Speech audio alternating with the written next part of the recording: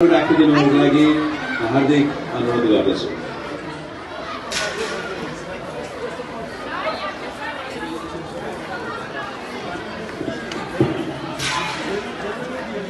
धन्यवाद ज्ञान सर। यस विदाई कार्यक्रममा सभापतित्व गरिरहनुभएका विद्यालय व्यवस्थापन समितिका अध्यक्ष, विद्यालय व्यवस्थापन समितिका सदस्यज्यूहरू, प्रधान अध्यापकज्यू, सहायक प्रधान अध्यापकज्यू, सम्पूर्ण शिक्षक कर्मचारी मित्रहरू र प्यारा भाइ बहिनीहरू, आज यो विदाईको क्षणमा केही कुराहरू बोल्ने अवसर दिनुभएको छ।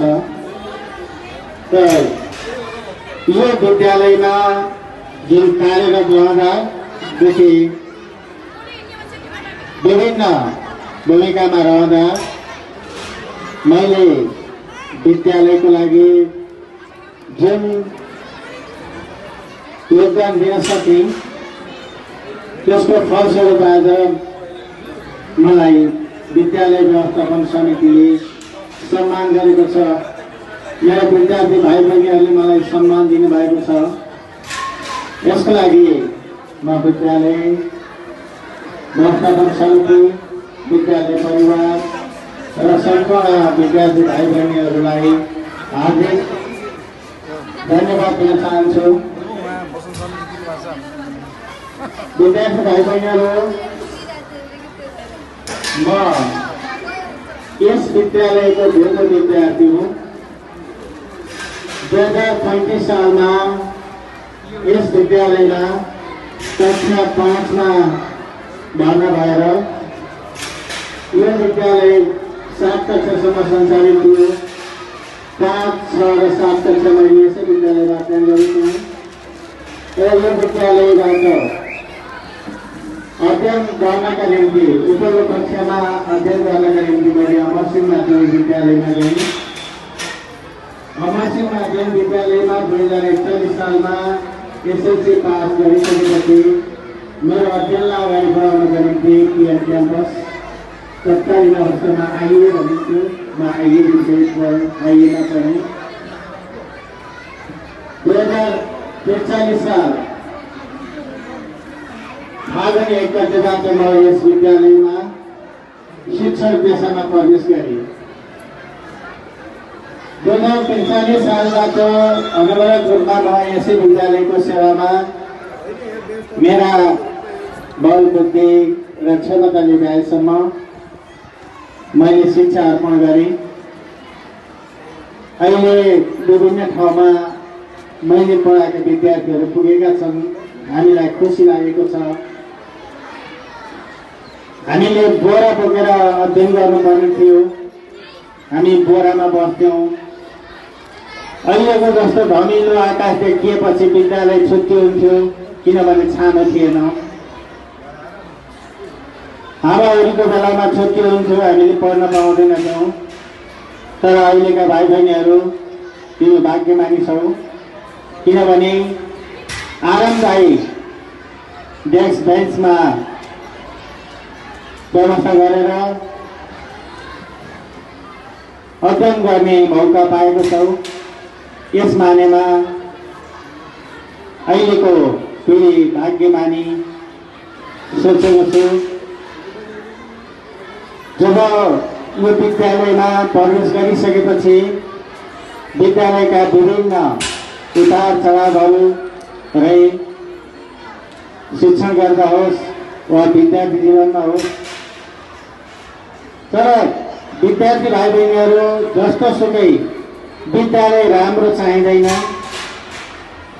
विद्यार्थीको लगनशीलता राम्रो चाहिन्छ। लगनशील भयो भने हामी सफल हुन सक्छौँ।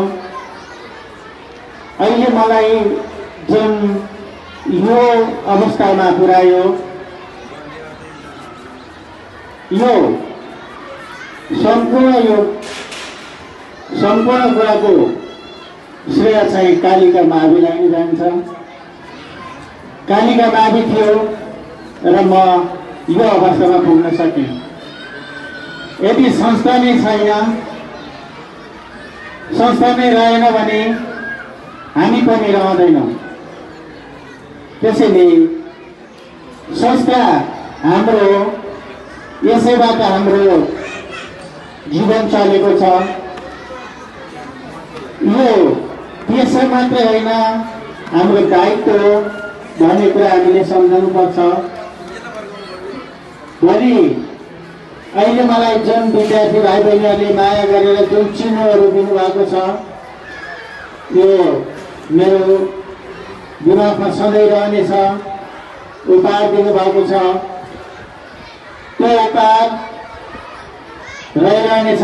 तर विद्यार्थी भाइ बहिनीहरू सबैभन्दा ठुलो उपहार भनेको हामी शिक्षकहरूको लागि सबैभन्दा ठुलो उपहार आफ्ना विद्यार्थीहरूले भोलिका सुनौला भविष्यहरू देखुन्, उच्च ओहदामा पुगुन्, एउटा समाजको प्रतिष्ठित व्यक्ति बनुन् र हामीले गर्व गर्न लायकका बनुन्।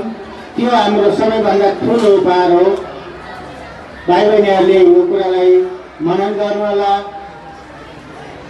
विद्यालयमा मैले कार्य गरिरहँदा जुन अवस्थाबाट सुरु गरेँ त्यो अहिले धेरै परिवर्तन छ।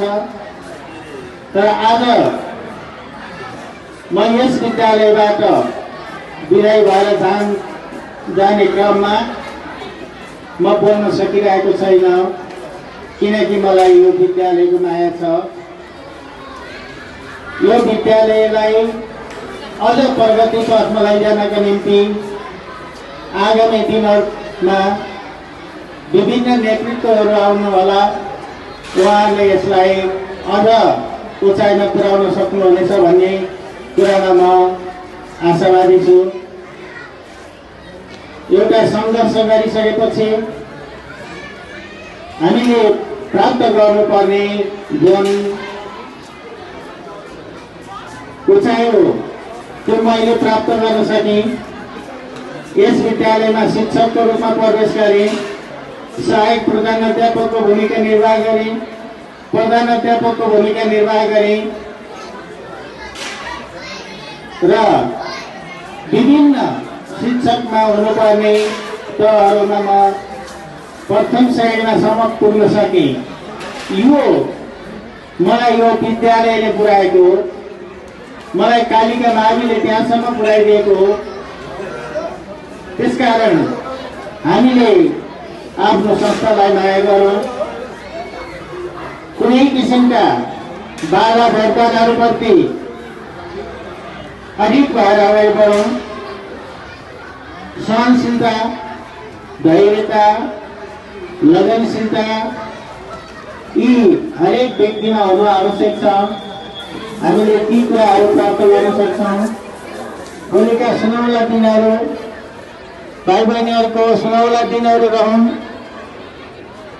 यस विद्यालयमा कार्यरत सम्पूर्ण शिक्षक कर्मचारीहरू लगनशीलताका साथ मेरो पेसा मात्र होइन, कर्तव्य हो भन्ने सम्झनु होला। म त्यही भन्न चाहन्छु,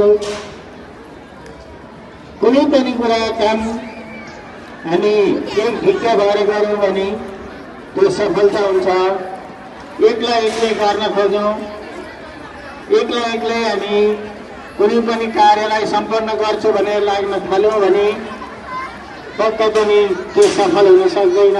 किनभने यो समूहमा गरिने कार्य हो, सामूहिक कार्य हो, सबैको हातेमालो चाहिन्छ र सबैले साथ सहयोग गर्नुभयो। मेरो कार्यकालमा सम्पूर्ण शिक्षक कर्मचारीहरूले जुन किसिमबाट सहयोग गर्नुभयो, म उहाँहरूलाई हार्दिक धन्यवाद दिन चाहन्छु। तत्कालीन रूपमा हामीले जुन किसिमबाट जुन अवस्थाहरूबाट अगाडि बढ्यौँ र हामी सफल हुँदै गयौँ। अहिले हाम्रो वर्तमान प्रधानाध्यापकसँग सँगसँगै 31 वर्ष सहकार्य गर्ने मैले उक्त दौरानमा विद्यालयप्रतिको माया, विद्यालयको प्रगतिमा सँगै हातमालक गर्दै आयौँ र अबका दिनहरूमा पनि उहाँको नेतृत्वमा एकताबद्ध ढङ्गबाट विद्यालय अगाडि बढ्नेछ। बढोस् भन्ने शुभकामना दिन चाहन्छु र यो विद्यालयको प्रगति भएको सदा देख्न पाइयोस्। एउटा विद्यालयमा कार्यरत गरेर म अब निवृत्त जीवन बिताउन गइरहेको छु र पनि यो विद्यालय मेरो मानस पटलबाट कहिल्यै हट्ने छैन। म राति सोच्छु निर्वृत्त भएको पनि आज 3 दिन भइसक्यो, 4 दिन भइसक्यो, तर सधैँ सपनामा कालिका नारी मात्रै देख्छु, कालिकाका स्टाफहरू देख्छु, विद्यार्थी भाइबहिनीहरू देख्छु। त्यसकारण मलाई त्यो आभास भइरहेको छ, म विद्यालयमा नै छु भन्ने मलाई भइरहेको छ। त्यस्तै तपाईँहरू पनि आफ्नो कर्मफललाई सही ढङ्गबाट अगाडि बढ्नुभयो भने यहाँले पनि अवश्य सफल हुनुहुनेछ र भोलिका दिनहरूमा कालिका नारीको प्रगति उन्नति भएको देख्न पाइनेछ भन्ने आशाका साथ मेरा विधायिका केही भनाइहरू यही पुर्याउने अनुमति चाहन्छु। धन्यवाद। जय कालिका।